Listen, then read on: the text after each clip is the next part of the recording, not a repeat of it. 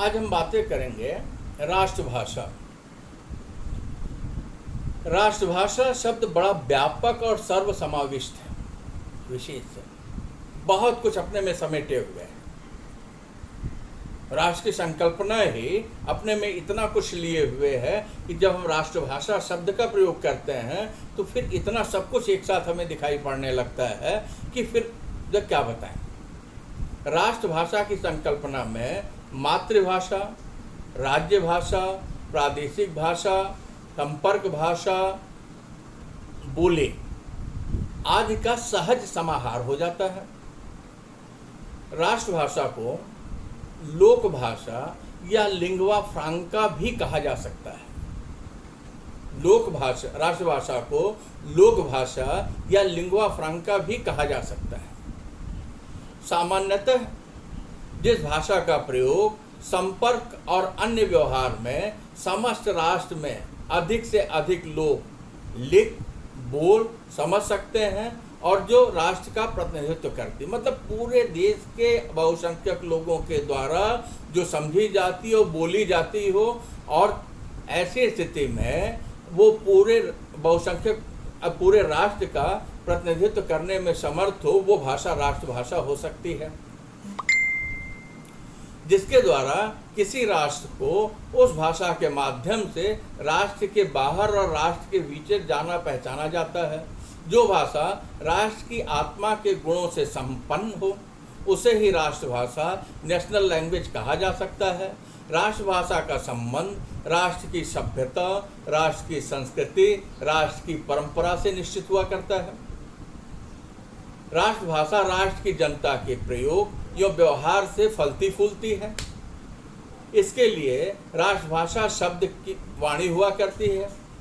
राष्ट्रभाषा राष्ट्र की वाणी हुआ करती है। जैसे किसी भी राष्ट्र की कोई भी भाषा या बोली जो अधिक से अधिक लोगों के द्वारा बोली जाती हो, पढ़ी लिखी जाती हो, समझी जाती हो।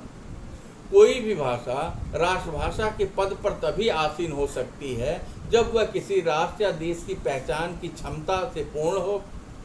राष्ट्रभाषा की कुछ अपनी विशेषताएं, कुछ अपने गुण हुआ करते हैं। यहाँ मोटी मोटी कई बातें स्पष्ट होते हैं कि राष्ट्रभाषा की जो विशेषताएं क्या हो सकती हैं, तो आइए हम उस पर बातें कर लें। तो चूँकि राष्ट्रभाषा क्या करती है, बहुसंख्यक आबादी का प्रतिनिधित्व करती है। राष्ट्रभाषा क्या, राष्ट्र की आत्मा को व्यक्त करती है। राष्ट्रभाषा क्या, राष्ट्र की संस्कृति को व्यक्त करती है। राष्ट्रभाषा क्या, राष्ट्रीयता को व्यक्त करती है। तो इसकी कुछ विशेषताएं हैं। राष्ट्रभाषा कैसी होनी चाहिए, कहते हैं राष्ट्रभाषा सरल और सहज होनी चाहिए, जो बहुसंख्यक लोगों के द्वारा समझी जाती है। पहली शर्त राष्ट्रभाषा सरल और सहज होनी चाहिए। दूसरी शर्त आती है राष्ट्रभाषा में सुगमता तथा स्पष्टता होनी चाहिए। तीसरी बात आती है राष्ट्रभाषा सर्वग्राह्य होनी चाहिए, सबके द्वारा स्वीकार्य हो, हर आदमी ग्रहण कर सके, समझ सके। समझने के लिए शब्दकोश की जरूरत न पड़ने लगे। राष्ट्रभाषा संचार सुलभ होनी चाहिए कि राष्ट्र के लोग आपस में अपनी बात को कहने में समर्थ हों, है कि नहीं। मतलब सहजता का गुण जो है बहुत कुछ आकर के सटीक इस पे बैठता है। राष्ट्रभाषा राष्ट्र की कोई लोकप्रिय भाषा या बोली होनी चाहिए, क्योंकि लोकप्रिय अगर नहीं होगी, बहुसंख्यक लोगों के द्वारा बोली नहीं जाती होगी, लोकप्रिय नहीं होगी तो राष्ट्र की आत्मा को व्यक्त करने में समर्थ नहीं होगी। तो राष्ट्रभाषा क्या होनी चाहिए, कहते कोई लोकप्रिय भाषा हो या कोई लोकप्रिय बोली होनी चाहिए। फिर अगला पॉइंट आता है छठा, राष्ट्रभाषा राष्ट्र की परंपराओं की झांकी हुआ करती है। भाषा क्या है, पूरी की पूरी जो संस्कृति को व्यक्त करने में समर्थ है।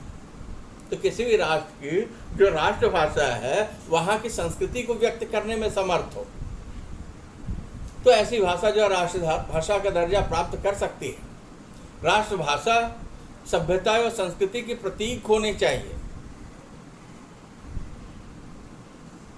क्योंकि अगर वो अपनी सभ्यता और अपनी संस्कृति को व्यक्त करने में समर्थ नहीं है तो फिर राष्ट्रभाषा तो हो ही नहीं सकती।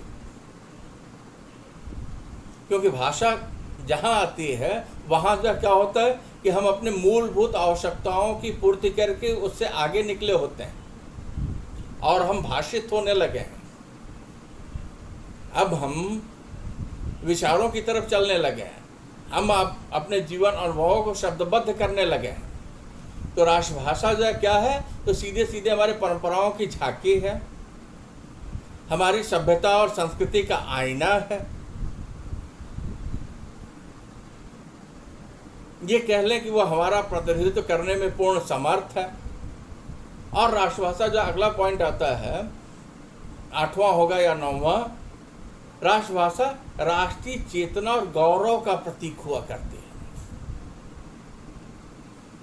बहुत बड़ी बात है, बहुसंख्यक आबादी के द्वारा बोली जा रही है।